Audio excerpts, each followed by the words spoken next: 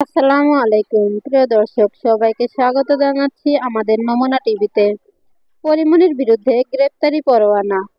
মারধর ও হত্যার হুমকির অভিযোগে ব্যবসায়ী নাসির উদ্দিন মাহমুদের দায়ের করা মামলায় চিত্রনায়িকা পরিমণির বিরুদ্ধে অভিযোগ গঠন করেছেন আদালত। একই সঙ্গে আদালতে হাজির না থাকায় পরিমণির বিরুদ্ধে গ্রেপ্তারি পরোয়ানা জারির আদেশ দিয়েছেন আদালত। ঢাকার চিফ জুডিশিয়াল ম্যাজিস্ট্রেট আদালত আজ রোববার এই আদেশ দেন।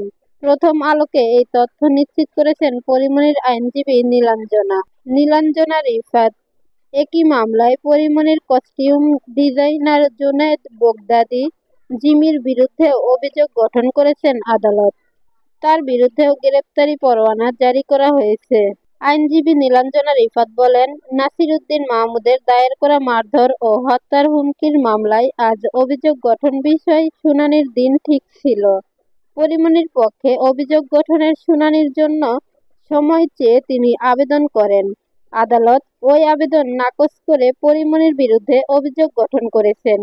আর আদালতে হাজির না থাকায় তার বিরুদ্ধে গ্রেপ্তারি পরোয়ানা জারিরও আদেশ দিয়েছেন আদালত। এর আগে গত বছরের 18 এপ্রিল নাসির উদ্দিন মাহমুদের দায়ের করা মামলায় পুলিশ ইনভেস্টিগেশনের দেওয়া তদন্ত প্রতিবেদন আমলে নেন ঢাকার সিজেএম আদালত।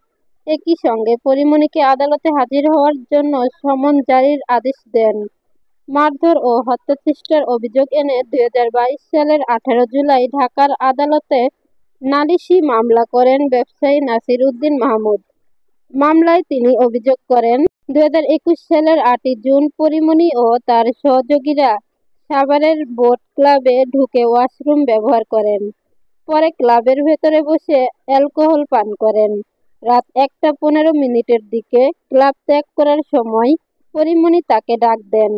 পরে একটি ব্লু লেবেল অ্যালকোহলের বোতল বিনামূল্যে দেওয়ার জন্য চাপ দেন। এতে রাজি না হওয়ায় পরিমণি তাকে গালমন্দ করেন।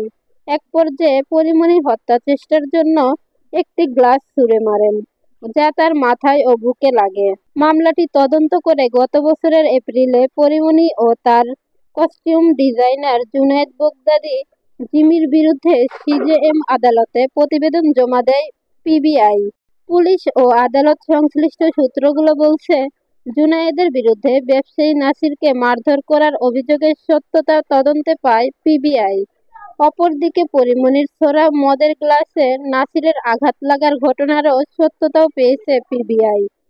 এদিকে 2021 সালের 8 জুন সাভারের বিরুলিয়ায় ঢাকা বোট ক্লাবে ধর্ষণ ও হত্যাচেষ্টার অভিযোগ এনে পরিমণি ব্যবসায়ী নাসির সহ 6 জনের বিরুদ্ধে সাভার থানায় মামলা করেছিলেন। মামলাটি তদন্ত করে 2022 সালের 6 সেপ্টেম্বর নাসির সহ 3 জনের বিরুদ্ধে আদালতে অভিযোগপত্র জমা দেয় পুলিশ। মামলায় ঢাকার নারী ও শিশু নির্যাতন দমন ট্রাইব্যুনাল 3 আসামির বিরুদ্ধে 2022 সালের 18 মে অভিযোগ গঠন করেন।